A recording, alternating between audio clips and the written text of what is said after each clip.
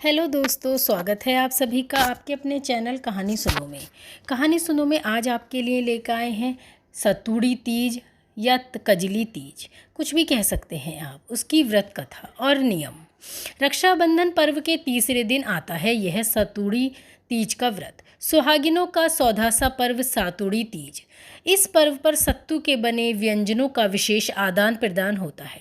वास्तव में इस मौसम में तीज व्रत मनाने का अवसर 3 बार आता है: हरियाली तीज, सातुड़ी तीज व हरितालिका तीज। सातुड़ी तीज को कजली तीज और बड़ी तीज भी कहा जाता है। सातुड़ी तीज की कथा, नीमड़ी माता की कथा और विभिन्न प्रकार की ऐसी कथाएं हैं जो सुनने में बड़े ही रोचक हैं। हरियाली तीज, सातुड़ी तीज व हरितालिका तीज हर जगह बहुत ही धूमधाम से मनाई जाती है। सातुड़ी तीज को ही कजली और बड़ी तीज भी कहते हैं। अब हम सुनते हैं सातुड़ी या कजली तीज की कथा। एक साहूकार था, उसके 7 बेटे थे। उसका सबसे छोटा बेटा अपाहिज था। वह रोजाना एक वेश्या के पास जाता था।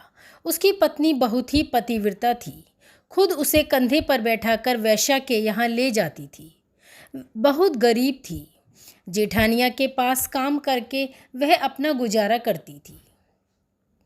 भाद्रपद के महीने में कजली तीज के दिन सभी ने तीज माता के व्रत और पूजा के लिए सातु बनाए।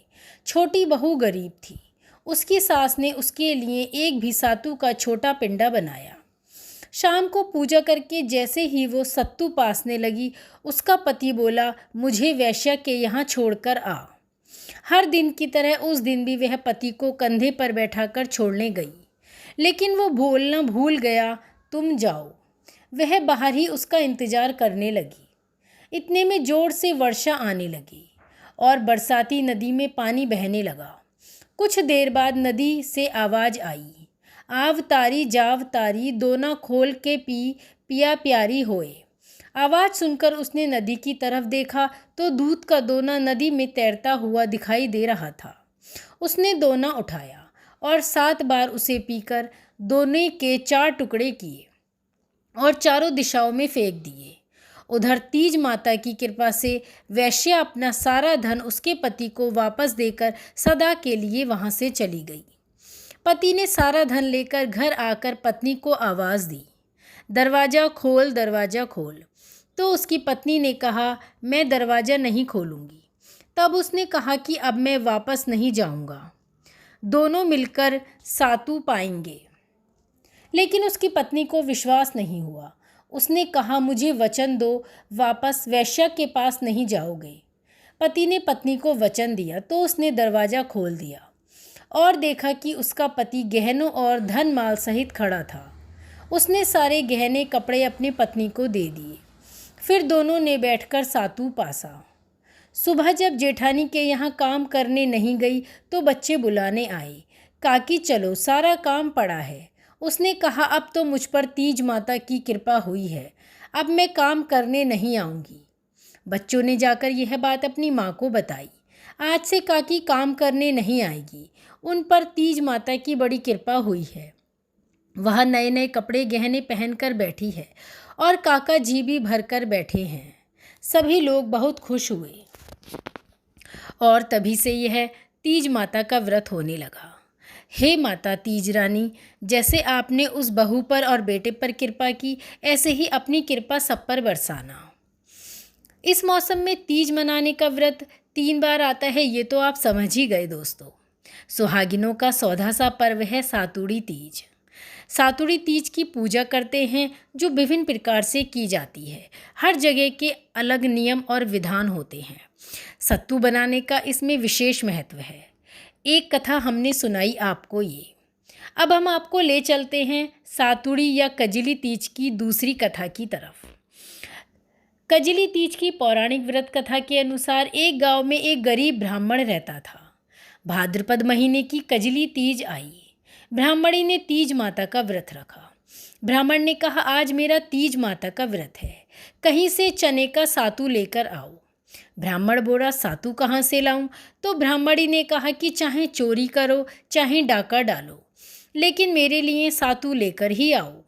रात का समय था। ब्राह्मण घर से निकला और साहूकार की दुकान में घुस गया।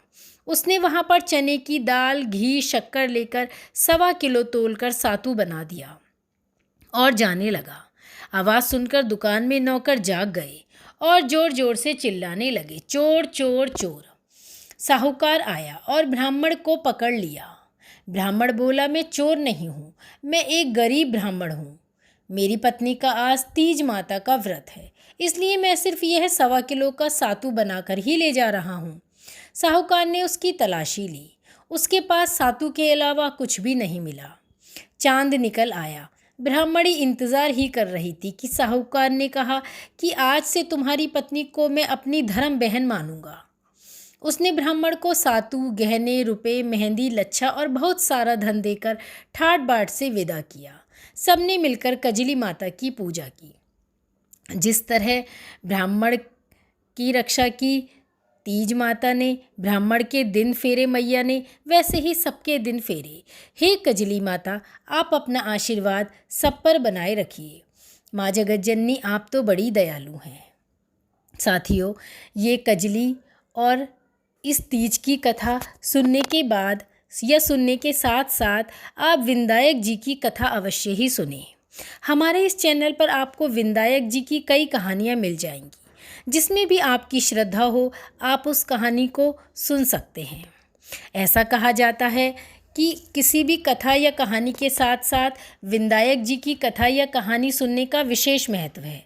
इससे आपकी पूजा का फल दोगुना हो जाता है और विनायक जी महाराज की कृपा आप पर हमेशा ही बनी रहती है।